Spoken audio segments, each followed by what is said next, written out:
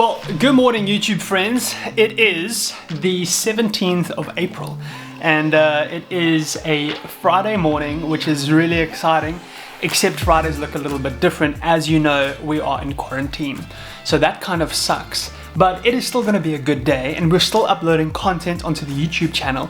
Thank you so much for watching this. Thank you so much for subscribing, and thank you so much for your kind words in comments. And hey, this has been a fun time so far. Also, this is a situation I should probably put it away. This might be a good idea. Okay.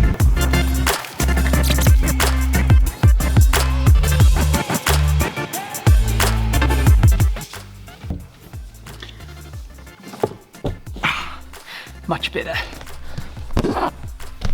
Okay, room is clean, I'm feeling good, and we can carry on with the vlog. But what I wanted to do very quickly was do a comparison between two cameras. The Canon Eos R and its slow motion ability, and the GoPro Hero 7 and its slow-mo capability. Now obviously we know that the EOS R only films at 100 frames a second, no autofocus or stabilization.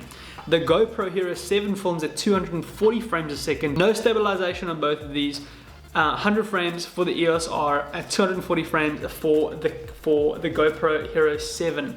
Now I'm going to play these two. Obviously Jordy and I did a little trip to the Berg a couple of weeks ago before lockdown happened, and we filmed a really cool vlog, and so you can also go and check that out. It's a really cool vlog. And so I wanted to do a quick comparison because I realized the one section of the B-roll that I filmed was using obviously only the GoPro Hero 7, and then the other B-roll section that I filmed was only the Canon EOS R. And so I want you to take a look at the quality of the two, compare them, and see which one you enjoyed more and which one you liked more. So let's jump onto the screen and have a look what is what. But I want you to just look at the quality and see which one you enjoyed more. So this is obviously myself and Jordan trying to get on a boat and trying to paddle. And so just have a look at the quality of this and see what you enjoy about it.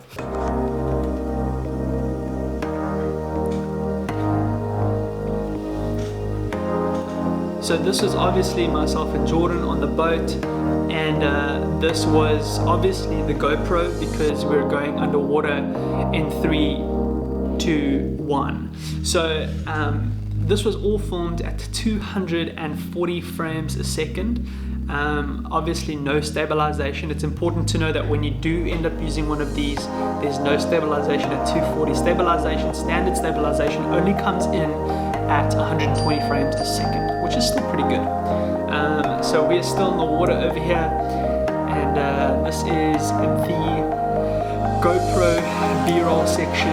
So have a look at this and see which one you enjoy more. Obviously, like, this is just like super slow motion, Jordan dragging a hand through some reeds. This shot, like, everybody uses this shot.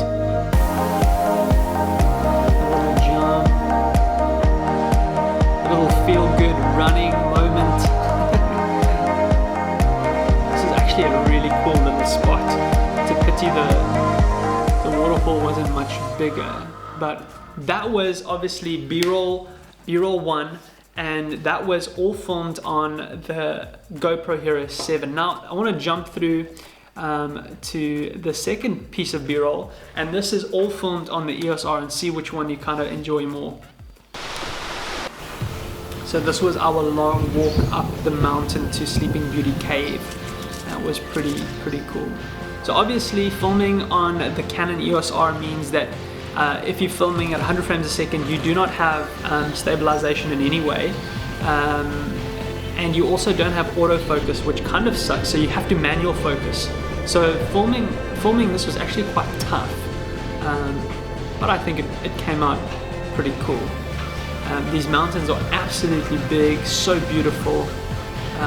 The water here is so clean and blue. The Sleeping Beauty Cave is actually quite massive, and you can actually stay over there at night, which is pretty cool. You could take your sleeping bag and you can camp over for the evening, so it's a pretty cool place to go. And then I did this really long time lapse in 4K, which is pretty cool. I love how the shadows of the clouds move across the mountains, and it makes these really cool patterns. So that was B-roll 1, B-roll 2. In the comment section, tell me which one you enjoyed more. Did you enjoy the GoPro Hero 7 240 frames more, or did you enjoy the whole mountains vibe with the Canon EOS R at 100 frames a second? Which one did you like the most? Comment below. I would love to hear your opinion. But should you buy one of these? Should you just go for the GoPro 8? I'm not really too sure. I didn't really use the GoPro 8 too much. I'm not sure how much of a difference there is. I think there is a difference in that you don't need to use one of these. You don't need the casing for the GoPro 8, and apparently the stabilization is a little bit better. But the stabilization on this is absolutely incredible. So should you buy it in 2020? Is it worth it? Yeah, I think it's worth it. I'm definitely going to keep on using this. It takes great photos and the footage is incredible. And also I only paid 5,999 Rand for this one. So I'm going to link it in the description, and you can go and purchase it at that price as well. Should you buy the Canon EOS R? It really depends on what your style is and what you're using it for. For me, I can't afford anything that's a lot more expensive, and so I use the EOS R for many things.